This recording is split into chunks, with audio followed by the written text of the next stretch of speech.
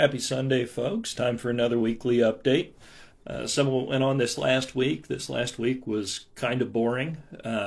This close to in the depth of the holiday season, you don't get a lot of response emails from state offices or some of these other spaces. Folks are out enjoying time with their family, enjoying the new year.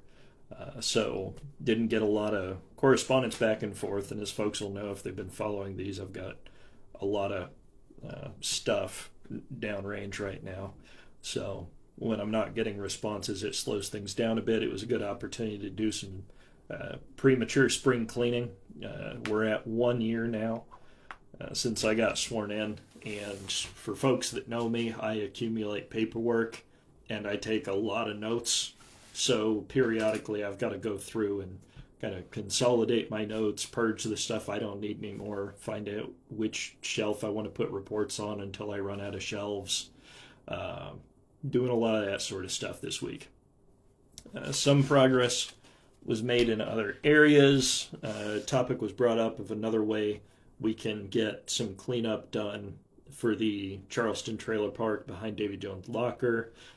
Folks might remember I've been talking with that landowner over the course of this last year about the situation out there and cleaning up. He has talked about the efforts he's making. I've gone out, I've seen some cleanup.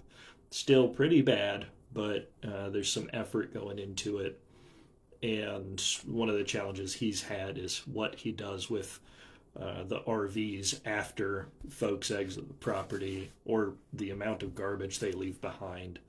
So talking with him about how that can get addressed without being an undue burden on anyone involved so that we can make Charleston a more visually appealing area. Has a lot of potential, obviously a history in the fishing industry. The Tourists Association out there, the Business Association, is doing work to try and bring more folks out there. And I think those two things can coexist just in a broader topic of industry and tourism. You take a walk down one of the main streets down in Newport, down where the Ripley's is. You've got tourism on one side of the street and industry on the other. You can do both within a confined space. It's a good opportunity. A lot of tourists pass through Charleston. Now it's just a matter of helping them decide to stop there. We've learned a little about the Oregon Crime Fighting Act that's going by, I believe it's Senator Mannix has sponsored this. Remember, the part that caught my attention the most in it is it would require the state to pay an amount for the jail beds being taken up in counties. There are some other aspects in there in terms of how long a person is held. The core part for me, though, is that financial aspect. Tying that in with some of the other things I've talked about, the state is saving a lot of money by criminalizing mental illness. By not providing beds in the state hospital, they don't have to pay as much. And those individuals, when they're severely mentally ill, not able to make the best judgment when the medication isn't there, or just broadly in general, sometimes folks will trespass to stay warm. They steal for food. And these are individuals who could be doing better with supports, with care, in community living, but quite a few as well that would benefit from the state hospital. However, when these things don't happen, the individuals engage in behaviors that land them in the Coos County Jail. And that is not something currently that the state pays for. The state does not pay for the beds, and it costs us quite a bit of money. It costs the Sheriff's Department quite a bit of money. Contributes to the deficit issue that the county has broadly as a consequence of the state's decisions. So the bill Senator Mannix has going, the Oregon Crime Fighting Act, is a point of interest. I've emailed him about it, learned a little more, but that financial aspect is a big deal. It makes the state have a consequence for deferring mentally ill people into the criminal justice system.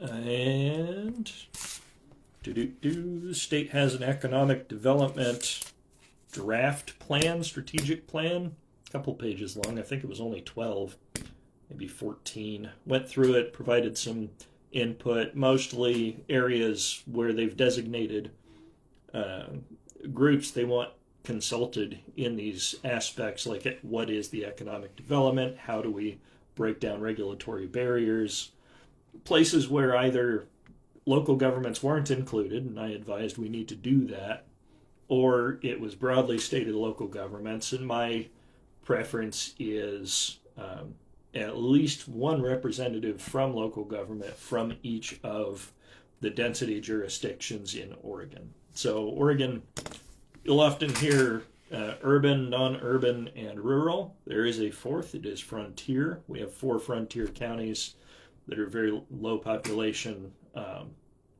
I've been advocating that somebody from each of those be there, not just urban, non-urban, rural, because that weights heavier towards more urbanized development. Non-urban is a bit of a misnomer. If I remember right, Eugene is considered non-urban. So trying to include frontier puts a 2 and 2 balance in there. Frontier is more similar to rural, non-urban is more similar to urban. And other things, the Port of Portland is in a lot of the sections as an advisor. I forget what the governor has called it, the Prosperity Department or something. The head for that is the CEO of the Port of Portland. I've advocated they also include the Port of Coos Bay, anywhere that the Port of Portland is included, because the Port of Coos Bay is a substantial factor in what may be coming into the state in terms of large-scale development. So when it comes to breaking down regulatory barriers, having the Port of Portland is a factor as something that has existed for a long time. Including the Port of Coos Bay is a group that is growing right now, entering into a new frontier, and will have different insight into what those barriers are. So I'm advocating they be included as well. Some of the other stuff. Throughout the year, I've occasionally mentioned that I've drafted a couple of proposed bills. So this is the short legislative session coming up. We've got an update in the morning from, I almost said commissioner. Court Boyce was a commissioner down in Curry County for a long time. He is a House rep now. And then Senator David Brock Smith, formerly a House rep for his district, are going to be providing an update to the Board of Commissioners tomorrow on the legislative layout. During the short session, each legislator is only allowed 2 bills. So I didn't try and get anybody to move any of mine that I've written forward in this cycle. It is a very short cycle. However, as Senator Smith noted, sometimes there's spaces where things can be tucked into existing bills moving forward. So last week I went through some of what I've drafted, tweaked it a bit based on what I know now that I didn't know when I wrote the templates, and sent those off to Senator Smith because he is kind of the guru of bills. We're fortunate to have him in our area. He's one of the most prolific. So I sent those over to him for his input. I'm playing with a somewhat blind cat off to the side, sorry. He decided he wanted to try and steal the mouse off my table. And yeah, some of what I sent over, actually all of what I sent over, one was a request that the state study the administrative cost for all of the funds that it disperses to cities and counties. This is to get a sense of what that administrative burden is, how many staff the state's needing to deal with that. Would it be simplified if the number of funding streams were reduced? They're circling back on my idea of counties and cities receiving a percentage of income tax. There's some data I have not been able to get. This is a generally informational item, hopefully can get tucked in somewhere. Otherwise, maybe the legislators know a different way to get this information. That's appreciated as well. One about DA funding. So district attorneys receive funding from the state. However, urban areas and I believe non-urban areas by designation receive more money for their DAs than are received in rural and frontier counties.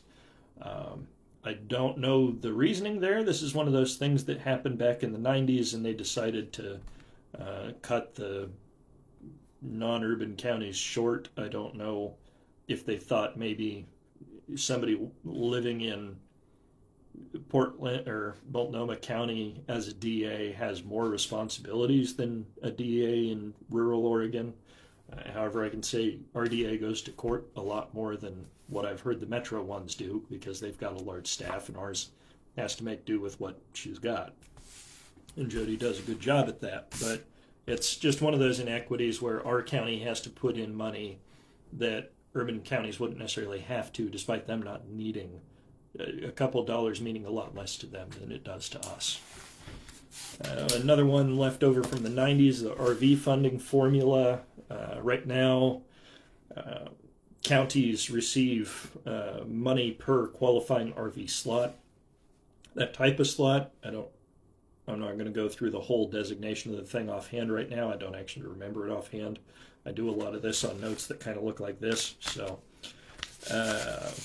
but how that works is counties, based on the number of units they have, Coos County has 500 of these qualifying units, receives funding, and the formula is 50% based on the number of spaces, 20% based on RV registrations within your county, 30% based on raw population. So what that means is a county like Washington County that has no qualifying slots is going to receive more money than Coos County is, where we have 500 slots. And this is specifically RV camping funding, so that makes no sense. So I've got to request, however we go about it, probably a code change or something at the state level.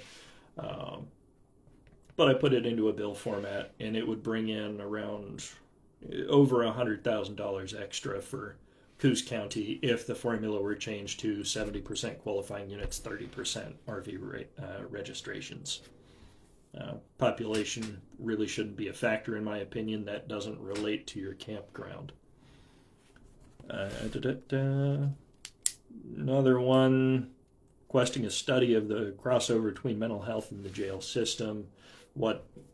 Basically what the additional costs are, that one was what the ratio of persons on mental health medications in jail is to persons not, so that we can get a sense of how much of Oregon's jail system is being absorbed or is absorbing persons with mental illness that should be in a different environment than jail.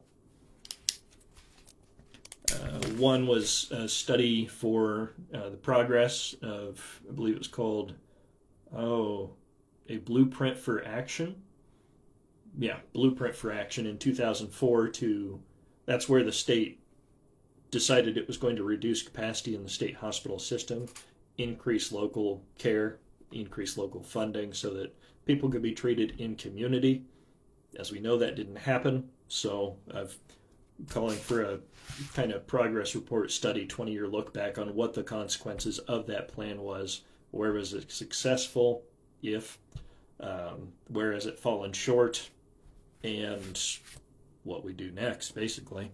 Because I'm not aware of any study that actually has looked back at what the plan was 20 years ago and why we are where we are today.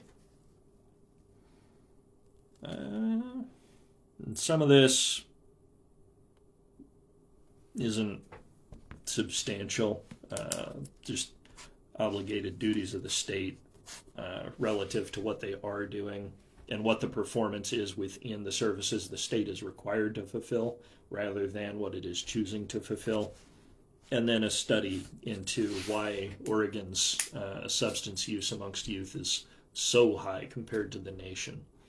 I believe we were definitely in the bottom 5 for how bad, or I guess top 5 in this case, for drug usage amongst youth. Very high rate.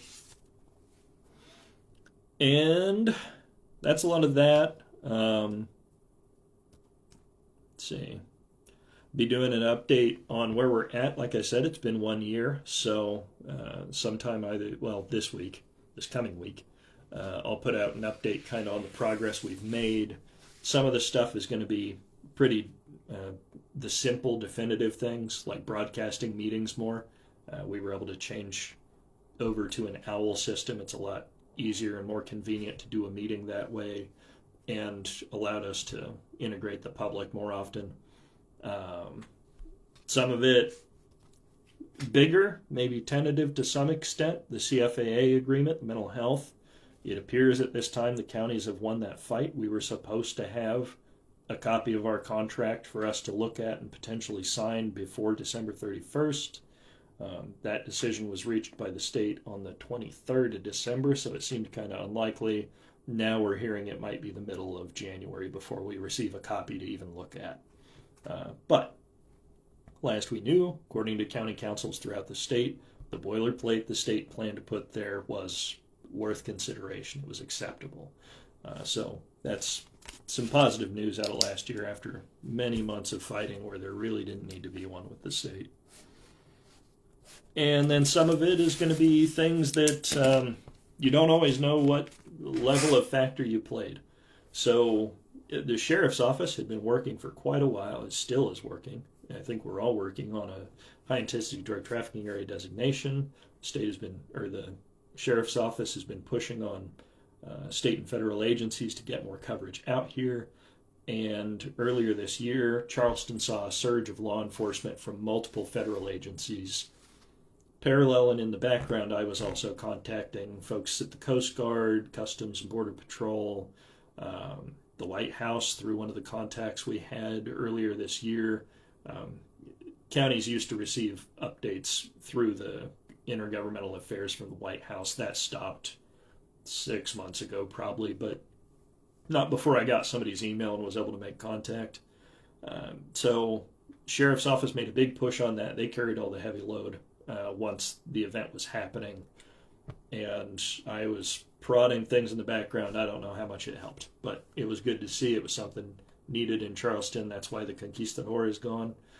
It was a kind of somewhat derelict ship that was a hub for a lot of bad things, and that's gone now. So that is the update from last week, some of what's going to come, and then this week my update will probably be Saturday instead of Sunday. Coming up on Sunday, there's a demobilization ceremony for the 186th Infantry that's based out of the Coos Bay Armory National Guard unit. I'll be at their demob ceremony in Medford Sunday. And then tomorrow I've got a meeting with one of the U.S. attorneys talking more about HIDA and other funding mechanisms, other ways to get support in our community. Even if the HIDA thing doesn't work, what other resources can we get as a county for the sheriff's office to use and try and deal more with the drug crime in the area. And that'll be it. Have a good week, everybody. Stay safe, and we will see you later.